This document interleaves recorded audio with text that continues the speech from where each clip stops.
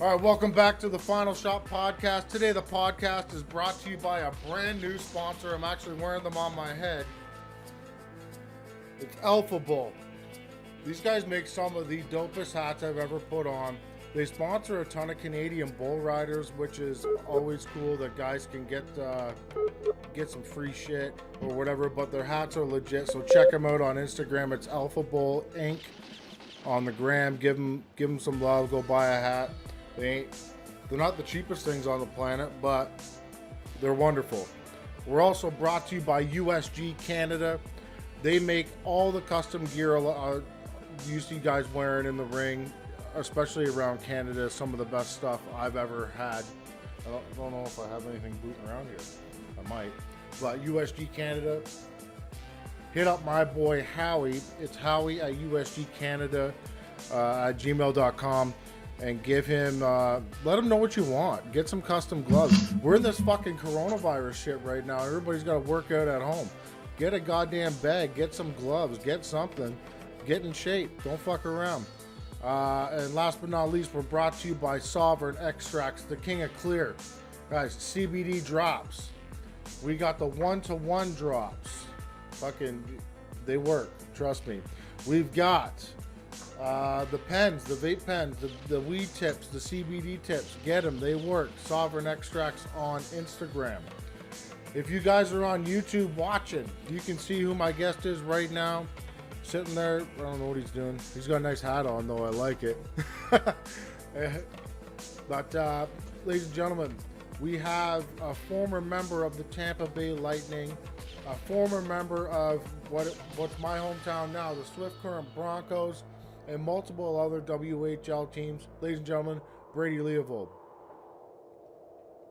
And he's frozen. That's hilarious. Hey, Tanner, what's on, man? Not much, you? Man, you know what? It's been a crazy few weeks, but fuck, it's been all right, man. I'm doing all right. So you've got your own podcast going right now. It's Hockey to Heroin, Road to Recovery. That's right. Yeah, number 7 on the fucking Apple Hockey Podcast charts right now. Don't know how long that's gonna last, but thank you everyone for supporting me. And yeah, it's pretty cool. You know, like whatever. It was a shot in the dark, to be honest, Tanner. Like fuck, I had no, real. I was just looking for something to do other than drugs, man. So, this outlet's been really good for me. So we've connected over a mutual friend in Adam Braidwood. That's how I came That's right. across you. And Adam's a cool dude, man. He's logged off of social media right now. He's hiding, but that's all good. You had him on. Fucking Adam. Go Go ahead. ahead. Yeah. Oh, you had him on your podcast, which was a great episode. If you guys haven't heard it, go check it out. It's, Hockey to Heroin, Road to Recovery. Yeah, like we had Adam on. I met Adam. I'll tell you, he's been open about his struggles too. We met in rehab in 2011. They stuck us together as kind of like, both the ex-pro athlete, I guess. They thought it would work out, and it did. And I look up to him like a big brother. He's been great, man. Like when I was in jail too, he wrote me a letter and kind of gave me like what I needed to hear, a reality check. He doesn't take any of my bullshit. Like a lot of people tiptoed around me my whole life, and for whatever reason, and I did it to people too. I think sometimes that's just the way the world works. But when Adam's such a big guy, a big personality, it's like, you know what I mean? He was just like, yo, shut the fuck up or I'm gonna smash you out. You know what I mean? And I feel like I'm a pretty tough guy. I fight a lot, but when in comparison to that guy, it's like, okay, sir. Okay, like yes, sir. Like that's the way I was when I met Adam. It's like, please don't hurt me, man. Like, come on, like. But no, he's been a great friend. He's a big motherfucker, 6'5", 245, 250. Walks around at. I don't know if Adam ever told you how we met, but I used to live in Victoria, and then I came back home for a visit, and I rolled into my old gym, Zuma Martial Arts, and my coach was like, "Hey, you want to train?" I said, "All right, sure, let's fucking do it up." He goes, "Okay, you're training with Braidwood," and I was like, "I don't know, I don't know who this motherfucker is," but I looked over, I was like, "Oh shit!" So Yeah, man. we ended up punching each other in the face a bunch of times, and we've been friends ever since. Sometimes that's the best way to build a friendship, right? Most of my friends I've hit, I'll be honest. Yeah, well, maybe you can hit me when this COVID-19 shit's over. I'm gonna be coming hopefully back to Swift Current. Uh, if they do an alumni weekend this summer, which I mean, it's not looking good, but I haven't never been out to one. They do it every summer at one of the two golf courses there. I don't know if there's more there now. I haven't been there forever, but really looking forward to coming back to Swift. Well, I'll tell you right now that we're starting to open up our community like this week. So that might happen. That'd be amazing if you did come. We could do an in studio podcast. That would be sick. Yeah, I've never been all of the podcasts I've done. This is actually the first guest appearance I've done on a podcast. So you're popping my cherry on that. But like fuck, uh, that would be super cool. I haven't talked to my billets there for a while. But yeah, I've still got some great people in Swift Current for sure. I'm guessing you have some amazing Swift Current stories, and we'll get into that a little bit later. But I want to talk about your time in the NHL a little bit. How much time did you actually spend playing for the Tampa Bay Lightning? Really not a lot. So, I was up with their team just a little bit, and even with their farm team just a little bit. So I got hurt my first year pro, and I blew my knee out, my MCL, my meniscus. It was like the very first time I had fucking really hurt myself like in that capacity.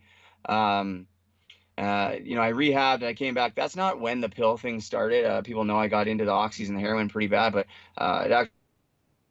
it actually started the year after that. But so not a whole lot of time with them, and it's really unfortunate. That's the thing. The last 10 years has been the hardest thing. Where it's like, fuck, man. In your first year pro, you fucking didn't even give yourself a chance. And yes, I made a comeback when I was like 24 to Texas in like two leagues below the NHL or whatever. But that was cool and it was fun. But like at that time, I was already 2 years removed, almost 25 years old, which may sound young, but every year there's new young kids coming in, and it was just sort of like, yeah, I'm glad I did it, but fuck, I wish I could go back. And I mean, we all do. I mean, everyone's got moments in their life where it's like, fuck, I wish I could go back and change that. Like, but I mean, at the same time, it's like I'm pretty happy with where I'm at today, regardless of what I had to go through to get here. Well, even to take a year off from an injury and strap back on some skates and try to get it back, especially to compete with the kids that are coming up nowadays, that's a tough task.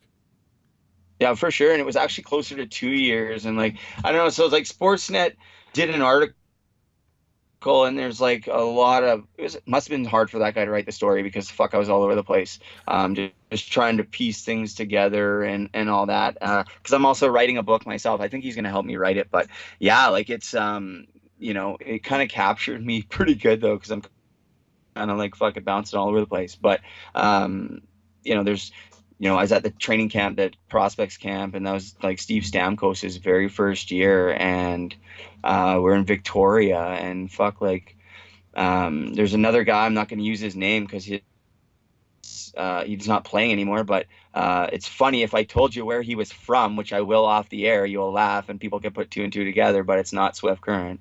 But fucking, anyways.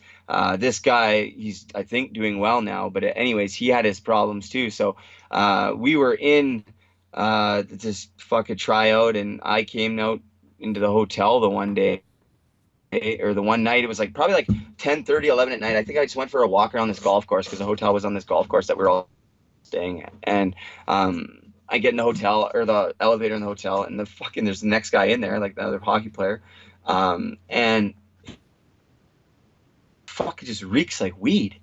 And I'm like, you have weed on you? And it's just me and him there. He's like, yeah, man. Like, I'm like, fuck, let's go smoke. And so at this time, I hadn't trained at all. I was doing coke every single day, and like going into that training camp. So Stamkos there, and me and this guy ended up being on Stamkos's line. I'm not even lying. The next day, bro, the first day Stamkos had a line. Both his line mates were strung out on weed, and not just weed. But then we went to the room, and he pulled out a half gram of coke. And yeah, I swear to God, man, this is all true story. And just did a couple lines, but he was actually hammered drunk because he actually went to a party off the golf. And I just caught him on the last little tinge. And so like whatever we stayed up, and yeah, so that was the story of how me and him fucking, played with Steve Stamkos the next day, which is crazy. And then me and him actually lived together in the American League for like 2 months.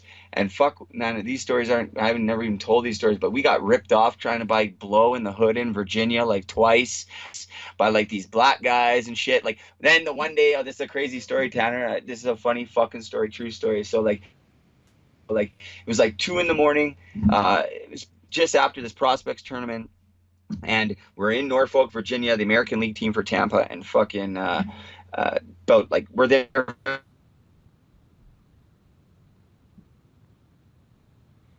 Uh-oh.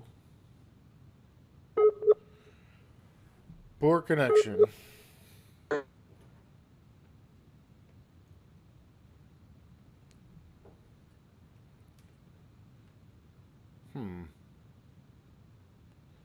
We got poor connection here, Brady. Settings. There we go. We're Yeah, back. hold on there, Tanner. You can edit this out, and I'll just.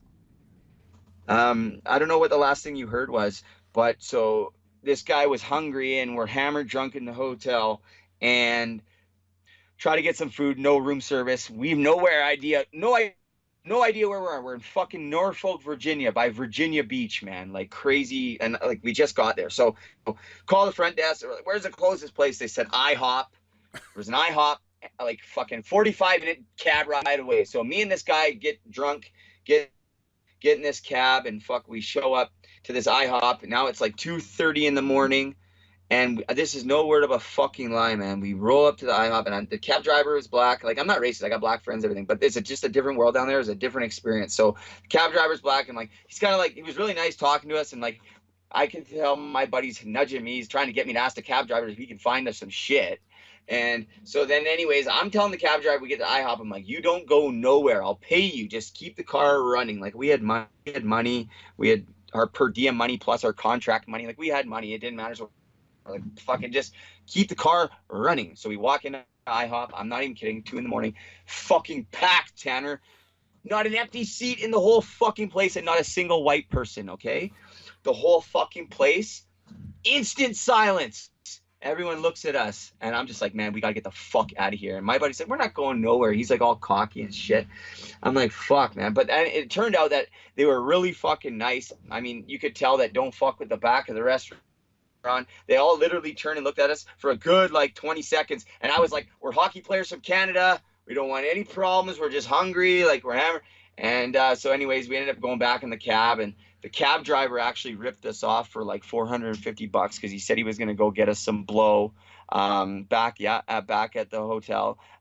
This guy, my teammate, took his jacket as collateral, and it was like some Exco stinky yellow fucking jacket that was like worth like 50 cents. And I'm like, yeah, good one, bud. I'm sure glad you got his jacket. Like this guy's not coming back.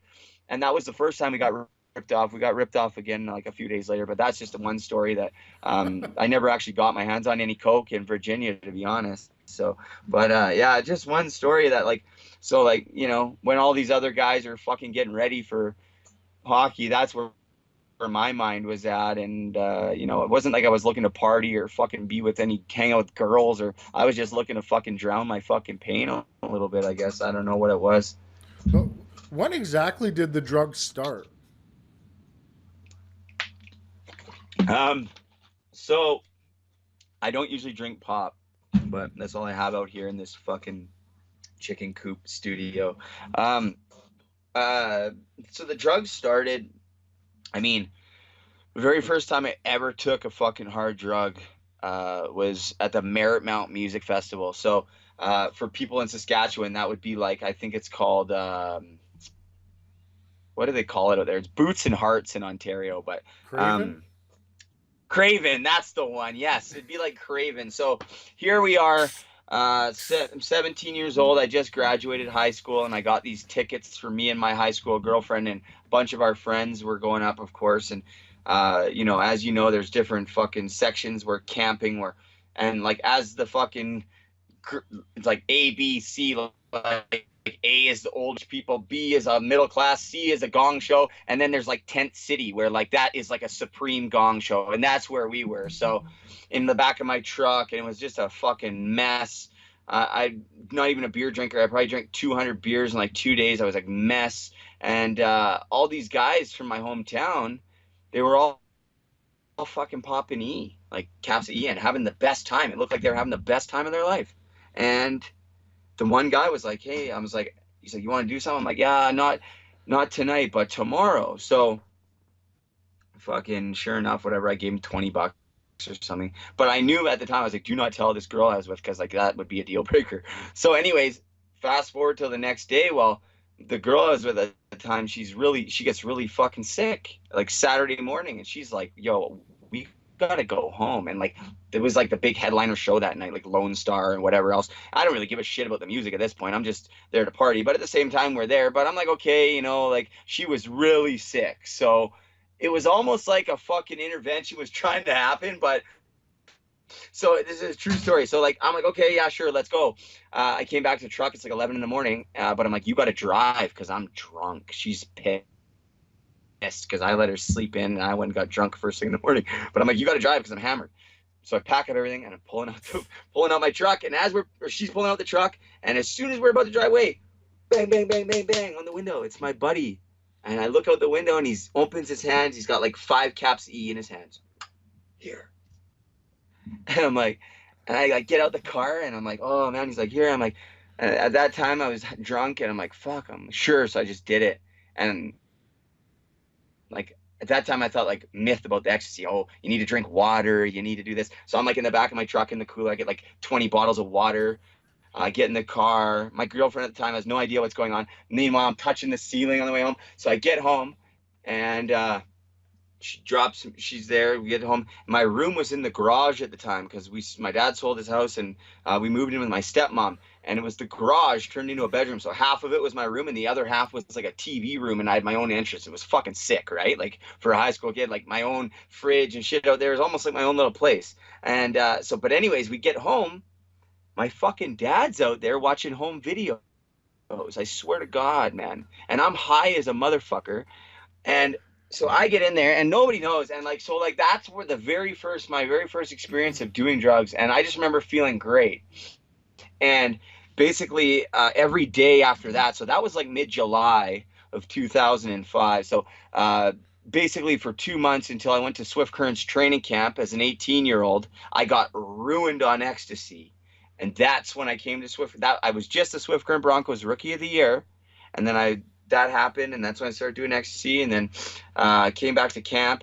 7 games into the season, I fucking quit, walked away. I'm like, because my girl found out that I cheated on her back home and da-da-da-da-da. So I packed up my shit and fucking drove from First Ave Northeast, 514 First Ave Northeast in Swift Current, packed up my shit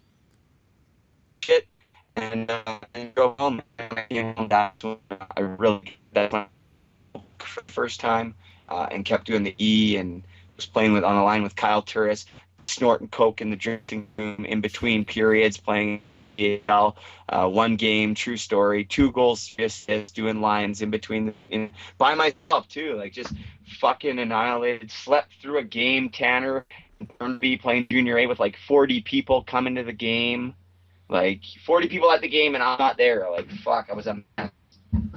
That's fucking That's wild. how it started. That's wild. So this wasn't like this wasn't like an injury thing where you got hurt. This was just you wanted to have fun. Yeah, that's how it started. So I had Sheldon Kennedy on my podcast. Of course, the tragic thing in Swift Current with Graham James, a horrible fucking goof that guy is. Piece of shit, but you know what? Like I had him on, and I opened up about some shit that happened to me that I've only talked to about a couple people, and so like looking back, that had a lot to do with it. The shit that happened to me had something to do with it, of course, but then too. I got a girl in Swift Current pregnant, and I totally pulled a piece of shit move and was like, yo, that's not my kid. You're a slut. fuck you, like Tanner. That's how big of a piece of shit I was, man. And I'm not proud of it. Is so like since that moment, Tanner, that was like I hated myself because my whole life I wanted to be a dad, right? So like she got pregnant. This is fucking hilarious. I can just tell you any stories on your podcast, so it's fucking great. This is want to hear. Do you want to hear a fucking true, crazy story, Tanner? Okay, this is a crazy story, and this is true. Everything I just want people to know that everything I say on my podcast, everything I say, I don't need to make shit up because I'm that much of a fuck up. Okay, so like that's how crazy it's been. So this is a true story. So I got the girl in Swift Current pregnant. And she told me about fucking 2 weeks before I left. So about a week before playoffs started, my 19-year-old year, we were playing the Regina Pats, and I had stopped hanging out with her. This girl, we only dated for a little bit. A really nice girl, actually. I really cared a lot about her, but I was just in a fucked up headspace at the time, drinking a lot, partying a lot in Swift Current. And I was just, my coach was, what happened is we had parent weekend, family weekend in Swift Current where all the parents come and shit. And my dad was there, my sister, my niece, and we were supposed to have a team party, but we got shit kicked by like the worst team. Saskatoon Blades were like the worst team in the league. And we got shit kicked. So the fucking coach was like, no party, blah, blah, blah. And so we ended up going out anyways, me and this guy, Jeremy Schenderling. He was a 20-year-old at the time. We go out and we end up going to this girl's house that I was dating, and his dad and my dad come along. But I end up crushing like a 2-6 of vodka. I'm hammered. My dad ends up leaving. We were supposed to go home, and we had a team meeting at fucking 10 in the morning at the fucking rink there in Swift Current on a Sunday morning. It was supposed to be a day off, but because we lost, it was whatever. And I remember telling Jeremy, I'm like, yo, you're a 5-year guy. Like, are we skating tomorrow? That's like the last thing I remember about this night. And I remember chugging like a Mickey at Captain Morgan's, fucking in her hot tub and blacking out. And the next thing you know, I woke up, it was like fucking like 12 p.m. I had like 70 missed phone calls. The team ran stairs for like 2 hours while I was passed out on this girl's floor. The team had to vote if they wanted me to play in playoffs or the last few games, but we needed the points in playoffs, and I was on like the first line. So, so the coach was like, yo, you need to fucking tone it down. So that's really what happened. So I just pushed this girl out of my life, because I was like, okay, I got to focus on hockey. I'm partying too much with you. I'm having too much fun with you, but I need to dial it in. So this is my, so I stopped talking to her. And then like 2 weeks later, she calls me and she's like, we need to talk. Instantly, I fucking knew she was pregnant. And this girl is not a promiscuous girl. Or she hated the Broncos, Tanner. She hated the Broncos. She wanted nothing to do with the Broncos. I swear to God. She was that one girl that was like, fucking fuck you, Broncos. Like, I'll never date a Bronco. And I was like, yeah, we'll see about that, babe. What's up, right? Like, that's the way it was. She worked at Fabutan. But me and her actually got along really well, and she's done such a good job with this kid. She's married, and she's really happy, and she's been supportive. She doesn't live in Swift Current anymore. But so she told me like 2 weeks or whatever, like after not talking for 2 weeks, she calls me and tells me she's pregnant. Well, she says she needs to talk. So I'm like, come over. She comes over to my billet's house. And of course she's like crying. She tells me she's pregnant. I'm like, yeah, right. You're lying. You're just saying. She's like, no. She's like, I'm like, well, I want to go to the doctor with you. And fuck, of course, Swift Current's such a small town. Her family doctor, the one who delivered her, of course, is the team doctor, Dr. Abraham. So fucking, we have to go to the doctor's office. I'm like, hey, doc, like this is a doc that does team physicals, team everything. He ends up being the one to deliver the boy, which I'm a piece of shit I wasn't there for. But anyways, so I end up leaving because I was going home. Like that was the end of the season. She's like 3-4 weeks pregnant. And so I go home and so I had this other girl back home. We weren't dating. I wasn't dating this other girl back home. It's not like I was dating two girls at the same time or anything like that. That's not the case. So because I broke up with this girl because of other reasons. So anyways, I ended up getting back together with this girl back home. And I tell her about this girl in Swift Current. I don't tell her she's fucking pregnant because at 19 years old, I'm thinking in my mind, please just go away. Like, this can't be real. But I know it is. And I'm just like, but in my mind, I'm like, maybe I'll work it out when I go back to Swift Current, like, or whatever. But I'm just scared shitless, right? So anyways, no word of a lie, Tanner. Me and this my girl I have two kids with, Brittany, back home. I'll say her name because it's in newspaper articles, and it's just nobody knows this other girl's name, and I will not say it because I respect her and the kid just because she's asked me not to. But me and Brittany were driving to go see the movie Knocked Up, Tanner. Okay, in Coquitlam. I swear to fucking God, are you ready for this? This is a true story. This is the whole story that I was going to tell you from the beginning. So we're going to see Knocked Up with a couple of our friends, and Brittany gets a phone call from her mom and was like, "Hey, Uncle so and so is coming through town, and he had come through and borrowed some money for whatever business they were involved in, yada yada yada. It doesn't fucking matter. And now he has this money, and so can you pick it up for me?" Okay, sure, no problem. It was like 10 grand or some ridiculous amount of money. And fucking, I remember Britain, and I'd never met her uncle at this time, and he lives in Kelowna. Well, he's from Regina. Okay. So keep that in mind. So he, she gets out of the car. She goes, hops in his truck. She comes back. She's fucking bawling her eyes out. I'm like, what's wrong? She goes, so and so is pregnant. And I'm like, oh, I'm like, what? So yeah, it turns out that her uncle does some business back and forth in Saskatchewan, had some young kids out in Saskatchewan from Swift Current doing some things. I was like, yeah, my niece's boyfriend plays for the Broncos. Oh, what's his name? Oh, Brady Leavold. Oh, he got this girl pregnant. So there we are. Fucking, yeah, I swear to God, Tanner. So fucking there we are. She gets in. I was like, fuck, man. And we still went to the movie, man. It was the most awkward fucking thing I've ever seen. If you go back and watch that movie and put yourself in my situation during that, it was the most uncomfortable fucking moment of my life. So 2 weeks later, that girl gets pregnant. What? So, yeah.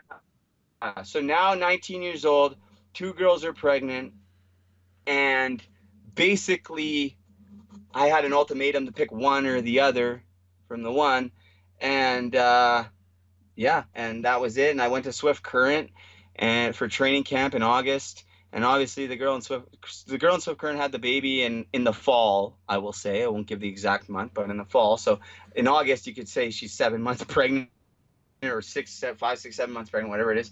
And so obviously she's big, and fucking I had to go back to training camp. I'm really nervous. And I remember her brother fucking calling me and like threatening me, and I'm like, yeah, bud, come meet me right now, and da da da da da da da, and like I'm start threatening him, and I don't know exactly what happened or who got involved or whatever. I all I know is I'm not a cop caller, and I certainly didn't call the cops because that is not me. But the next thing you knew, I was in the police station getting questioned by the cops for almost getting charged for uttering threats. And basically, that's when Dean Chanel was like, "Yeah, your fucking time here is done, bud. Like, See ya. you're, yeah, like we're gonna trade you." So, I ended up. It was 2 games into the season. I was a fucking mess. I had 3 games or 3 fights in 2 games, no points. It was so current. My last game in a Broncos uniform was in Moose Jaw in the old Crush Can, and the whole fucking building was chanting my last name because they hated me there. Had 2 fights and fucking ended up getting kicked out, I think, because I got a 10-minute misconduct with like 8 minutes to go, so I didn't even finish the last game. And um, the next day or whatever, we had practice, and I'm about to leave for practice, and I get a phone call, and Dean's like, "Yeah, don't come to practice. You've been traded." Um, and at that time, they were starting to redo the rink, so we were practicing at Fairview or whatever that other rink is across town. So I remember I had to go get my bag or my gear, which was really awkward. They're like, "Yeah, just come right now and get it before the guys get here." But it was super weird. I had to go get my gear, and they wouldn't even tell me where I was traded to. But I tell this story on one of my podcasts about me getting traded, and it's fucking crazy. If people want to listen to it, they can check it out. I think it's the third one. I tell a story about how when I got, I was really fucking hungover when I got there, and all these guys were on. Jamie Benn was on the ice, Tyler Myers, Tyson Berry, all these guys, and I was all fucking hungover, and yeah, it was just crazy. I didn't know where I was getting traded to, but Kelowna turned out to be a great fucking place. So when I came back to Swift Current, I played there once more in a Kelowna Rocket uniform in January, and going into that game, I had 14 goals, 13 assists in 13 games. I had a 13-game point streak. I was the hottest player in the dub. Without question. I'll even show you the game by game sheets, and you can even look this up, and I'll show you, and it's crazy. So as soon as we went to Swift Current, stopped me in my tracks, and I went 8 or 9 games with no points after that. Yeah. So, Wow. and yeah, and after that game, the girl was at the game with the baby, and she was like, here's your son. And I was like, no, I want nothing to do with it. And like the rink was redone, and so like guys on the Swift Current Broncos that I was still friends with were like shielding me as I was like getting out of the rink, and like she was like following the bus with the car, and like she was just a young kid, right? She was only like fucking like 18, 17, 18 years old. Like, and I had, you have to imagine like what a piece of shit I was. Like, fuck, man. And it wasn't just her, like, it was like her friends. It wasn't her, it was more her friends. It wasn't her actually with the baby. It was her friend that came at me with the baby and was like, this is your son, da da da.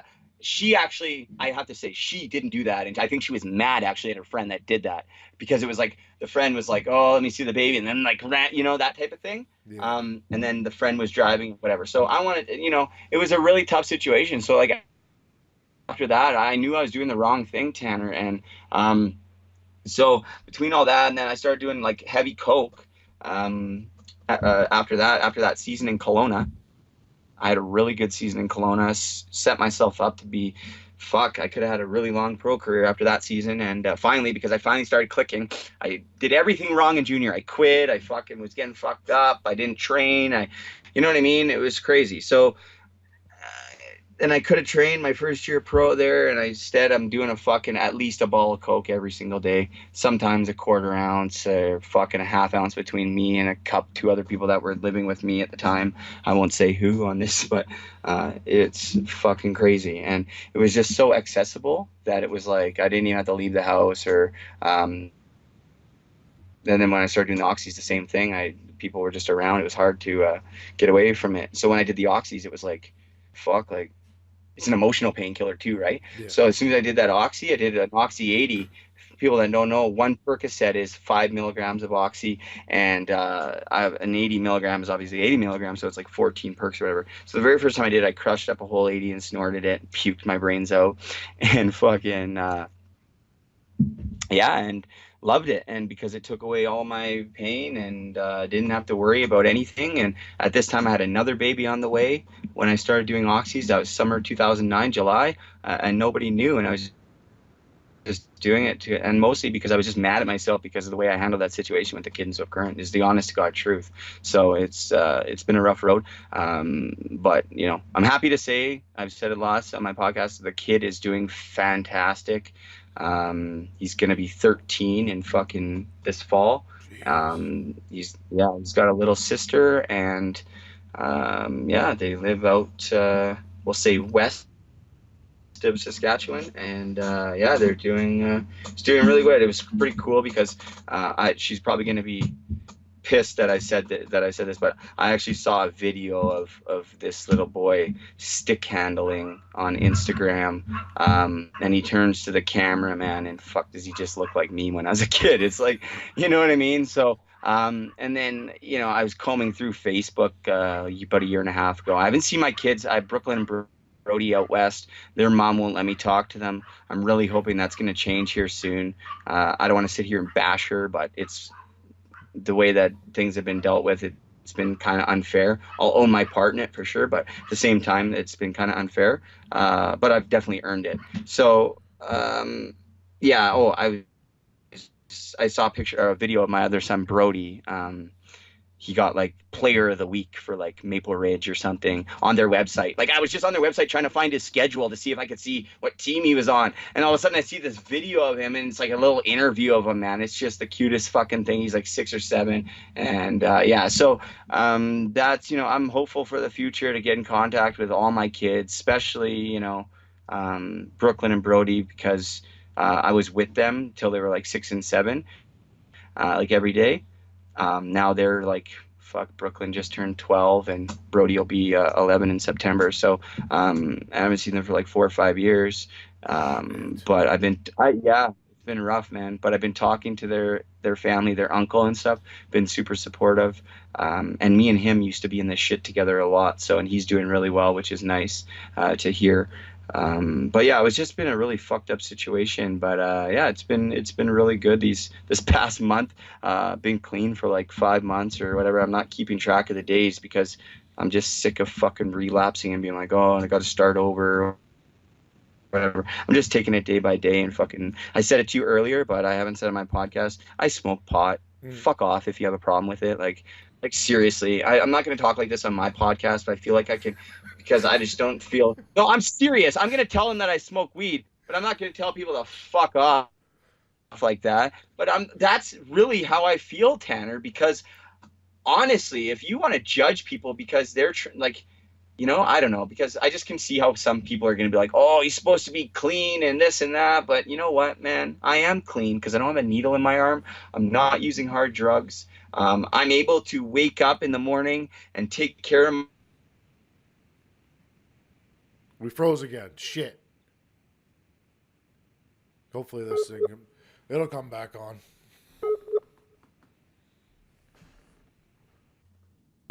We just have to do some fancy editing. But anyway, so you're clean. You're not doing hard drugs. There's no needles in your arm. You're not getting fucked up every day. That's it. I'll tell you That's what it, man. though. I'll tell you what though, Brody. I'm gonna do my very best to get Brady, your man. to get Brady. your. What are you doing? Brady. I'm getting you my dog because my Oh. dog just ran in here. Hold on. I got a little puppy. Oh, nice. Yeah, little chocolate lab. This is Billy. Brody, I'm going to tell you, I'm going to do my very best to get your podcast sponsored by Trojan Condoms. Yeah, I think so. That'd be a good idea. I have another baby on the way right now. Did you know that? Gee, how many fucking kids do you have? This will be number 4. That's a lot of kids. So, yes. Yeah, well, and my girlfriend has 2 kids right now too. So really, it's going to be like having 6 kids. But I love kids, and honestly, Tanner, I'm a really good dad when I'm clean, and I enjoy doing the dad thing. So yeah, I'm looking forward to getting another shot at it, but at the same time, I really want to make sure that I rebuild these relationships with my kids, and I really hope that I get the opportunity to have a relationship with a kid that I've never met. Like Yeah. that to me, I've thought of that a lot over the last 10, 12 years. Just what that will look like, and if it's going to be him coming through the door punching me out, or if it's going to be, because when he was like 4 or 5. I was clean for a little bit, and I said to the girl, like, yo, I'll fly out there right now. Let's do this, da da da da da. But she's like, yo, you made your choice. Like, I'm not confusing this kid. And that's the way she wanted to handle it. And she's gone to professionals. And honestly, Tanner, this girl will call me like once a year, and just to check up on me and be supportive of me and be like, yo, get your shit together. And it's just like, this girl should hate my life. And she's just been, and that maybe just is because she's grown up and been able to learn how to forgive, and maybe that's something I need to learn how to do with some of the things like with my ex, or I have no idea, but like, yeah, it's,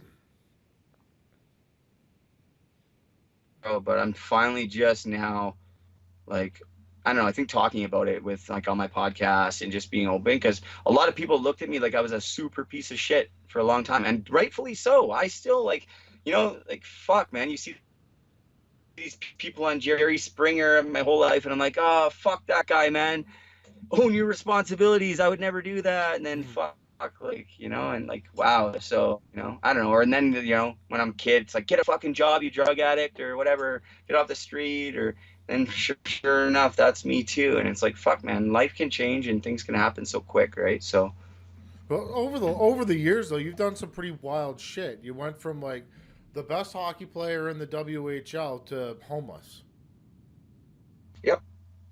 That's fucking crazy because Well, could you imagine if you had not done any drugs, like what would have happened? Like, would you have gone on a 20-point game streak? Could you have been fucking Steven Stamkos? yeah. It's tough to say, right? And this is a conversation I had with Sheldon Kennedy, because I look at this guy's numbers in Swift Current when he was, and well, the shit he was going through, like the numbers he had like 250 goal seasons, a couple hundred, over 100 point seasons. Like he had like almost 300 points in like 130 games or something. Like it's Jeez. fucking insane. Yeah, like his numbers are ridiculous. And like he smoked a pack of, he told me on my podcast, smoking a pack a day. And, and that's the thing for a long time. It was hard for him to be like, man, what if I just gave myself a shot? And I couldn't watch hockey for a long time because, like, it's like, oh, I fought that guy and beat him up, or I fucking scored on that goalie, or think I'm faster than that guy, or I'm almost as good as that guy, or just as good as that guy, or fuck. But then I came to realize it's like, well, no, you're not, because you can't. You're a fucking head case, bud. So, like, maybe focus on that and don't worry about not being a hockey player. And I feel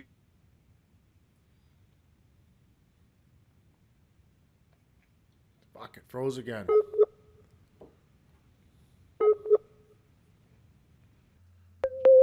like, just, can you hear me now? Yep. Like, just played just enough hockey and just got to the level that I needed to allow me a platform to like help people, because at the end of the day, that's really what I want to do. Even if it's just one fucking person, because to me that's what I get more out of, is like helping people. Even playing in the Western Hockey League was fucking cool because we got to do a lot of cool volunteer work. Like, Mm-hmm. you can go out and volunteer whenever you want, and it's and I wish I did more of it. But in those circumstances, there's a lot of cool volunteer opportunities where that you could just sign up, and it's like you don't have to go looking for them. And we're just kids, and it's like every single one, I was like, I'm in, right? I'm in. Let's do it. Go read to the kids. Go to the old folks' home, play whatever. And that's the little things that I find even now that I'm like thinking clearly. It's like helping people. That's the number one. Like it's got to be for me, anyways. Well, in Swift Current, there's a lot of that goes on around here, and I feel like you actually had a good time while you were here. I I loved it. I really did. Um, I quit when I was 18. I even was granted a leave of absence when I was 17 for like 5 days, which is unheard of. But they did, and they let me go home because I was homesick. But it was just because of my girlfriend again, because I'm a little pussy. But yeah, I had a lot of fun there. I met a lot of good people. I still have a lot of good friends to this day that I played with there. Come on my podcast. He played for the Montreal Canadiens. I've had a lot of my guests actually have been Swift Current Bronco alumni, even Brent Sopel and Sheldon Kennedy and Mike Hengen. And, I'm going to have, hopefully Zach Smith. I'm trying to get on Brad McEwen, the head scout of Hockey Canada, had on today. He was the old GM of Swift Current. So, I had nothing but good things to say about Swift Current. Yes, I made some decisions around my life, but there was nothing based around Swift Current. Yeah, I'm actually really looking forward to coming back there whenever that is. So when you look at hockey now, because when I played hockey back in the day, we had a red line. Now they don't play hockey with a fucking red line anymore. When I look at the brand of hockey that's put out now, I don't like it. Yeah, it's different, isn't it? It's we talked about that today with Brad McEwen, the head scout of Hockey Canada. I asked him what they're looking for, and it's all speed and all skill. So by taking out that red line, you're really opening up the ice because you don't have that two-line pass anymore. Mm-hmm. Some of these younger kids wouldn't even know what the fuck a two-line pass is. It's been gone, right? But it really opened up the game. And then at the same time they did that, they also started cracking down on the hooking and the holding, and it's a lot more penalties. And um, it's interesting. Like Brent Sopel, if you listen to him on my podcast, he played 600 games in the NHL, won the Stanley Cup, battled addiction and dyslexia. He's actually my mentor now, a fucking great guy. Um, he talks about like just the difference in the type of player. These guys are playing video games, doing yoga, fucking eating their carrot sticks, which is great because healthy is great. But like back in the day, those guys were smoking, drinking. It was a different lifestyle where some people call them almost like nerds now. Like the hockey players are like kind of nerdy in a way, like because it's just all geared around that. But that just goes to show you, it just happens with everything, with access to information and technology and training and everything.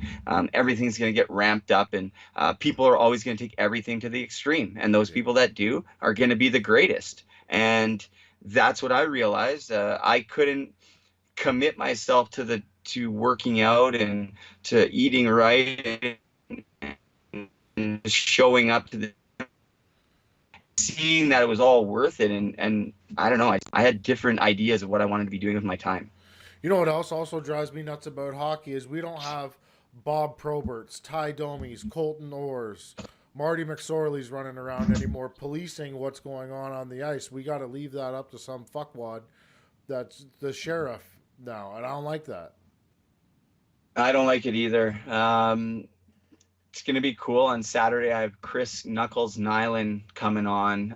One of the toughest ever to play the fucking game, in my opinion. Fought all those guys, Proby and Domi and all those guys. So I'm going to ask him what he thinks about it. I like the fighting in the game. I had James McEwen on. He's actually suing the whole CHL for concussions. And um, I didn't agree with it at first, and I thought about it. I'm like, oh, maybe I do. But now I'm back to the point where I don't. Um, he is suffering. I'm suffering with concussions from the WHL. I can't tell you how many I had. But at the same time, I talked to my other friends, and they're like, yeah, well, when you had concussions, were you still going to the team party and getting fucked up after and fighting the next day? And were you saying, and like, I mean, I get it. Like, I was pressured because I wanted to keep playing. So, of course, I didn't say anything. And of course, I was going to the team party. So I have to see that, knowing my choices. But I talked to about Brad McEwen today about just seeing some changes as far as like, maybe not going after money and suing the league, but definitely implementing some changes. But I fought a lot, but I like it. It's hockey is hockey. If you don't like it, then fucking bounce. Like, look, I can't believe Don Cherry got fired. Like, that is a joke. Like, that Don't is get a me fucking joke. started on that. There, Joke. there's a video online of me going off about Don Cherry getting fucking fired. I haven't seen it. I'll have to check it out. I'll send it to you because I was pissed. This was literally 4 minutes after I heard Don Cherry got fired, right down in the studio recording some bullshit because I was pissed. Yeah. But Well, no, and the way I look at it is like, fuck, he's said so many things that are worse than that for the last 25 fucking 30 years. And yeah, it's just the world's so fucking soft. I don't know, man. I think they should almost start a new fucking hockey league with like 8 teams. You can bring all the best fucking players. Why are you diluting it more? You're bringing in more teams, 32 now with Seattle coming in. It's all about the money, all about the fucking, like, I don't know. I was like, hey, COVID-19, I thought they were going to shut the world down forever. I'm like, okay, we're just going to have all Canada fucking, all the best Canadian hockey players, the original 6 just in Canada, just like Vancouver, 5, 6 teams in Canada, just lock down the borders. This is what I was envisioning in my mind. It would still be great, right? But obviously we're not, that'll never happen. But fuck, like, yeah, I tend to agree with you. I'm not a huge fan of the brand of hockey. Yes, it's fast. There's no doubt there's no denying it that the players are better now than they've ever been. Um, but having said that, the game is not the best it's ever been. it's not the same. It's not the same as it was.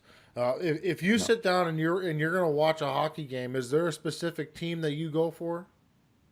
No, No. no, no. No. I think once I got to like the WHL, I kind of stopped cheering for NHL teams. I grew up in Vancouver. I was a huge Canucks fan until they traded Pavel Bure, and then I fucking hated them because I loved him. And but of course, I cheer for the Canucks because I'd like to see them win. But other than that, I just like to see my friends in the league do well, like Jamie Benn, and Tyson Berry. I know he had a tough year here in Toronto, but I say he's such a good player, and Tyler Myers, Weiss, and Smitty. Like, they're all getting older now. So, like, they got a couple. I got a couple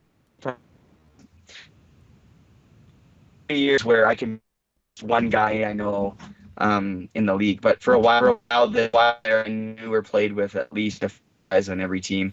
It's still kind of like that, not now because I'm getting older, but through my 20s, I couldn't watch hockey highlights without seeing somebody I played with or Yeah. fought or fuck, like it. So it was hard, because it's like, what if, but yeah, I'm actually happier now than I ever was playing hockey, to be honest.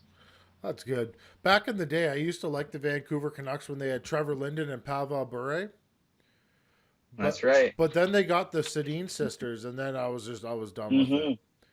Hmm. I didn't like them, but hey, hockey's just No. one facet of life. I find a lot of people identify with whatever they're doing, like that's what they are, and it's very cool that you've transitioned over into something else, and you're happier. Yeah, it's been good. It was just a total shot in the dark, and like I said, it's probably not gonna fucking pay my bills or whatever, but it's opened up a lot of doors. Like I've already had coaching opportunity come from it. I think I'll get maybe some motivational speaking opportunities. Hopefully, I'd like to had offers come talk to some hockey teams, and that to me is really the thing. I really don't even like to talk too much. Like I like to talk and share my story because I know it's a crazy fucking story. And like I even had crazy stories to tell. Sometimes I forget some of the crazy stories I have because I started having crazier ones. Like I remember telling stories on the bus when I was in junior about selling crack and shit, working a crack line when I'm 18 years old after I quit Swift Current, trying when I was doing the ecstasy and coke thing, met these people. It wasn't for very long or anything, but going to this park and there was like a shooting and this guy got shot and killed, and it could have been like I wasn't very far from this guy and we were only 18, and I was like, fuck this, I got out of the life. So when that 2009 drug war in Vancouver, Yeah. I know like six people that got fucking killed in that thing, and they're a bunch from a girl from my hometown I went to school with, like a bunch of these guys, and so yeah, it's I used to tell these stories to these guys, and they'd just be like, "Fucking." I was like, I remember Luke Shen being like, "Man, like that's crazy," and like even after the story broke on Sportsnet, Dale Weiss called me. He's like, "That's the craziest fucking story I've ever heard in my life." And I'm like, I know, man. I'm like, that's just fucking. And there's so much more that he didn't even write, but he told me, he's like, I had to cut so many where he only has a limit and shit. He's like, but he did a good job with it for sure. Everybody should read that. I'll post the link to that article in the description for the podcast, so people can go and read it. Um, Now you've been to jail a couple times. Yeah. That's not the funnest place ever. No, it's not. But I have to tell you, I had as far as experiences in jail goes, you couldn't have asked for a better one. Um, Okay. It's the shits. It's the shits. I'm not gonna lie. It sucks. Um, but at the same time, like, uh, I was able to clean up in there, and you're on a schedule in there, and it was almost like being on a team in a sense Yeah. because, yeah, I got in a lot of fights in there. I was in a little mini riot in there. You know, leading the fuck. I got charged with inciting a riot in the jail. I have all these papers too. I could bring them out. I'll show you my charge papers. Inciting. I was getting people to bring in tobacco and weed. I was doing it all. Like, well, I was in the jail guy. I was on their range, fucking like for a while in Aurelia and allegedly, and but fucking that's what they say, and I did whatever I had to do to support my habit, and after that happened, like I was so far gone with the hockey life and the fucking everything, and all these people stopped talking to me. I didn't talk to anybody. I had this whole new circle of fucking people um, that were everything was just revolved around drugs. That's it. Yeah. The only reason you're talking to these people is drugs. That's it. That's the only reason, and that was my whole being for the last 10 years, mostly. And so, like, I was no longer Brady Leavold, the hockey player. I was Brady Leavold, the fucking inmate number 101518462. Like, fucking look out. Like, I'm in that mentality. And um, I got sucked in. And that's when Adam actually wrote me that letter and was like, yo, dude, like, and the funny thing is he had no idea because I hadn't talked to him. He didn't know what I was up to in there or anything, but it's like he knew, like, because he probably did the same shit or something, or he just knew my personality. But he's like, yeah, if you think you're gonna meet people in there that you make money with or do a score with, or oh fuck, they're not your friends. These people are not, like, give me what I needed to hear. If you think you're fucking cool in there, you're not. You're a fucking loser. Yeah. Like,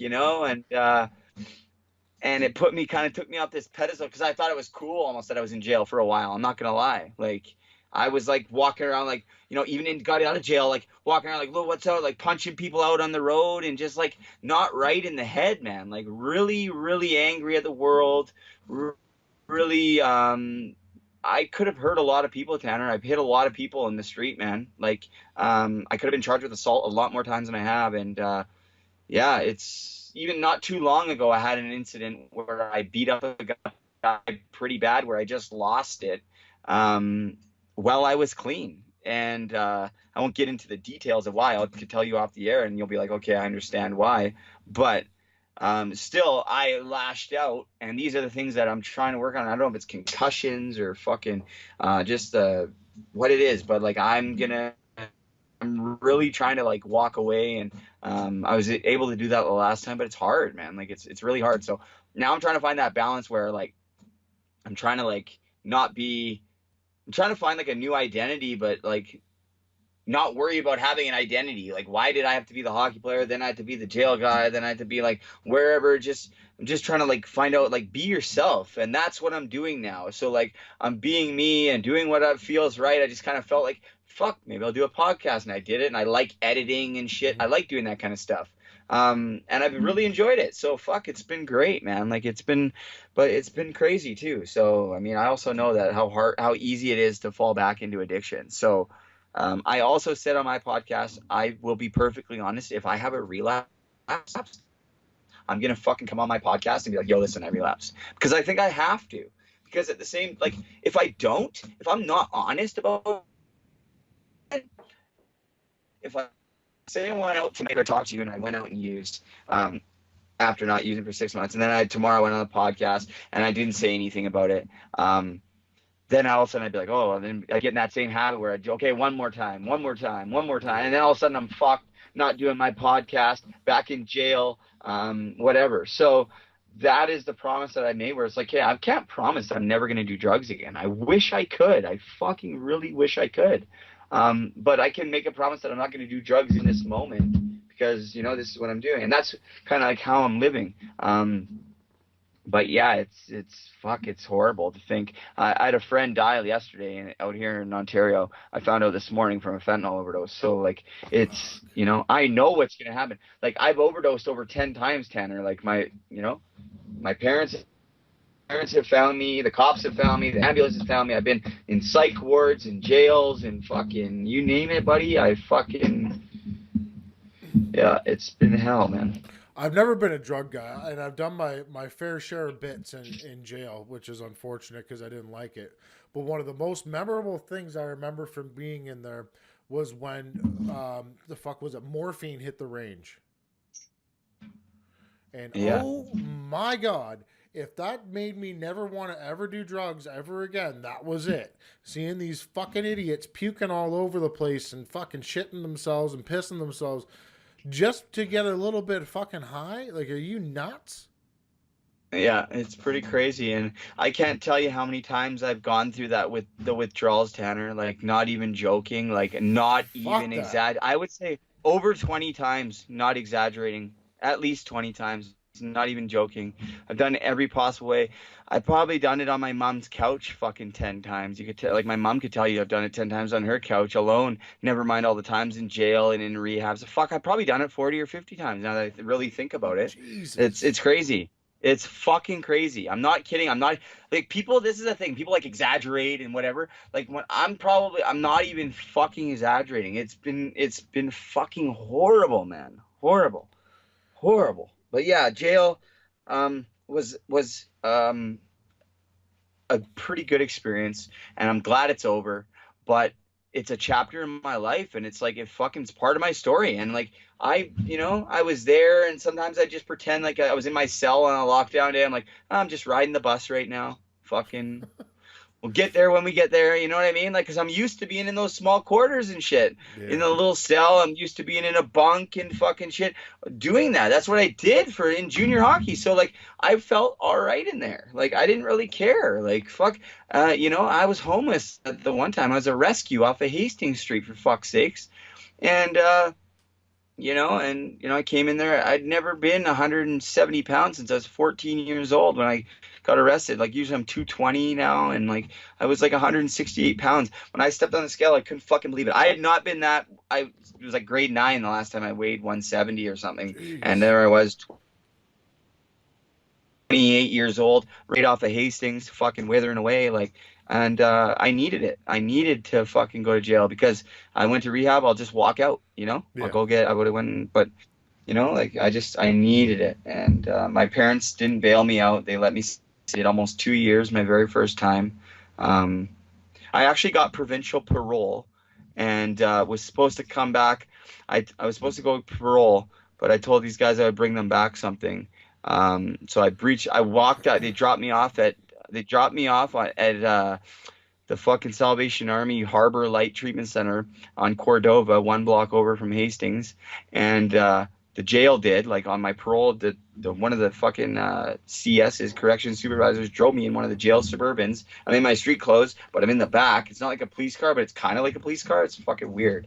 And we get there, and she lets me out. And I walk in, like yeah, it's like slash like fucking soup kitchen slash a treatment center.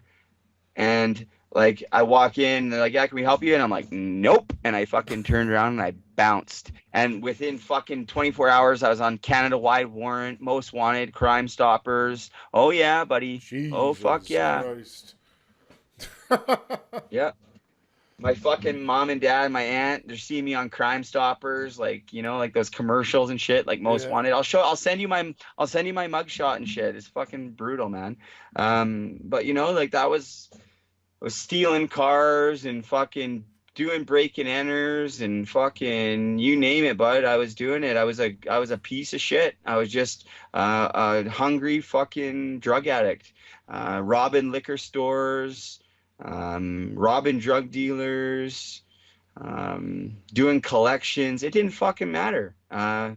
I, I I got to the point where I was like, I don't give a fuck.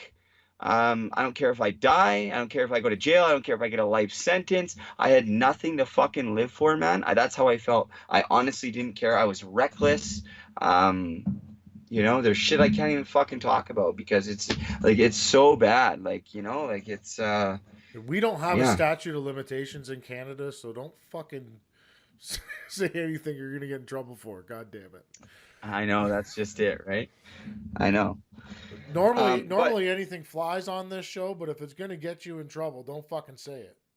yeah, well, no, that's a thing, right? And no, like I've done a lot of bad things, but at the same time, the really bad shit that I've done that was like whatever.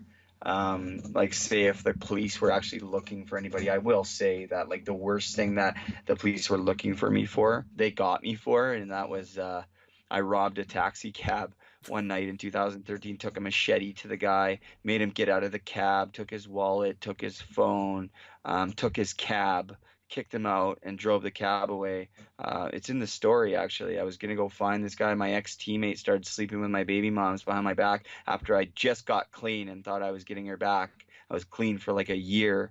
And yeah, they fucking around behind my back.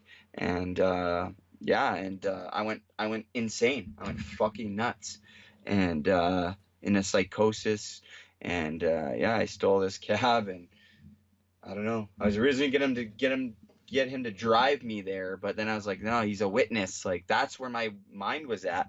But I ended up being like, no, at the last night, I'm like, this is crazy. Like, no, what the fuck are you doing? And I ditched the cab and ran out. And like, I didn't steal his phone because I wanted the phone. I just remember taking the phone and throwing it in like a fucking thing, right? Like out the window. So he couldn't call the police or whatever. Like, you know, and I remember I pled guilty to that. I did my time for that. I wrote a letter to the cab driver, you know, and that guy got really fucked up from that. Like the guy's probably Oh still yeah. not working. And I felt horrible. Like, you can't do that kind of shit, you know? And yeah, so, you know, I needed to go to jail, man. Like, I was so lost. I really was. This is not me. You know, and then I got in a high-speed chase in Aurelia and ended up in jail here. Was coming home to Vancouver. That's a true story, with my jersey and shit in the truck. Um, and when they were trying to pull me over, I had a truck full of drugs because at the time I was addicted to fentanyl. So as a fentanyl addict, you obviously need fentanyl. Jesus. Um, for me to drive home is whatever from Ontario. It would have been like 2 days. So you can do the math. I had a lot of fentanyl because my habit was insane. Like I do everything to the fucking limit. So that's really why I ran away from the police that night. Um, because if I got pulled over, I probably would have got a lot more time. Um, Fuck whatever. I threw the drugs out the window. I don't give a shit. They never found them. I pled guilty to that charge. It's not a big deal. It's not in court. I don't care. It is what it is. It's not like I was trafficking. It was just my personal shit. But I had needed so much that it would have looked like it was trafficking. But what they don't understand, that was just, but they would look at it and be like, that's enough to kill like 1,000 people. Like, so that's why I sped away from the cops. That's why I sped away from the cops that night. You know, was so that I didn't get more time. And so, yeah, I fucking pressed the gas of the floor, and fuck, I just got a stolen truck off this guy, bought it for like $500, and yeah, Jesus. no gas in it, nothing. And fucking, yeah, it was, yeah, and then at the end of it, I was like, fuck it, I'm just gonna crash this truck and fucking kill myself. And I hit the front street and Oldbury Road in Aurelia by this old Rona. And yeah, I came flying in, smashed a median. I was in a big Chevy truck and airbag, the whole thing, but fucking like a stun, smashed my head up the thing. I'm like, fucking, you're an idiot. You're not gonna kill yourself doing that, doing that. Kind of like sit there, I'm like, no shit. Right beside me, and got out of the car and just fucking took off. And I made it about like 35 feet. There's like 4 feet of snow. The cops got me and started kicking snow in my face. And I just remember them begging them not to put it in the paper, man. Please don't put this in the paper, because it was like front page news when I got sentenced last time. I was like, it'll kill my fucking dad. Like, I was just trying to get home, you know what I mean? Like, yeah, I didn't have a license. Yeah, it was a stolen truck. But I was fucked up and I was trying to get home to see my kids after. I was just in a bad. I was like, I got to get out of here. I need help. But I have no family out here. I have no friends out here. I had moved out here for a girl, but it didn't work out. And I was just a fucking mess. And yeah, and then I ended up in jail. And then while I was in jail, I actually met my new girlfriend, which is a crazy story too. But she is just the sweetest thing. And she came and rescued me out of jail. I'm actually on bail right now. Okay. Yeah, which I haven't been completely open about either. But the case is still in court, but I'm gonna beat the charges. I pled guilty already because there was another stolen. It was in a Mercedes, and I was behind the wheel of a car at the courthouse, and in Aurelia, waiting for my buddy's court. And I did a big shot of fentanyl and nodded out on the wheel like this of this Mercedes that was my buddy's car, but I guess it was his girlfriend's, and she had reported it stolen. And so I'm like on the nod, and fucking, I had a warrant for my arrest at the time because I was on bail for the stolen truck at the time, and I missed my court date or something. I was all fucked up. This was last summer, and so anyways, I pass out. Court constables, this is right in the court fucking parking lot. They ripped me out of the car, and there's some other people in the car, and they ended up finding a bunch of, they're saying they found a bunch of fentanyl, a bunch of stuff, and nothing on me in the car. So that's the stuff that's still in court, and they don't have any evidence on me. It wasn't even my stuff, so it doesn't matter. My lawyer's going to beat that in court, so I'm not going back to jail on those charges. They might just throw it out on, because like they don't have any evidence on me. I already pled guilty for being behind the wheel of a car and possession of a stolen vehicle. I did my time for that. But then I had to get bail on these other charges, and that's when this girl got me out of jail. So I got out of jail in November, and had never even seen this girl. She came to visit me in jail a few times, had never been on the other side of the glass. Crazy story, and yeah, she came, and she's just been fucking like my savior. She's also in recovery, you know, and yeah, we're just doing really well, and it's been really good, and we're gonna have a baby, and we live in the bush, and I fucking am on the ATV every day, and you know, it's good, and no sure, and yeah, I'm just looking forward to seeing where this shit takes me. Well, I feel like we could go on like this for another couple hours, so how about I bring you back for part 2 at some point? Anytime, man. Anytime. All right, I gotta wrap this fucking thing up. We're over an hour. Brady, thank you very much for coming on the show. Guys, if you want to listen to Brady some more, go check out his podcast, Hockey to Heroin, Road to Recovery. I believe it's on everything. iTunes, Stitcher, SoundCloud, all that bullshit. Go find it, go listen. Guys, like it, like the shit, share it. Fucking leave a review, do something. But Brady, it was a pleasure talking to you today. Thank you very much for showing up. Guys, that's the final shot.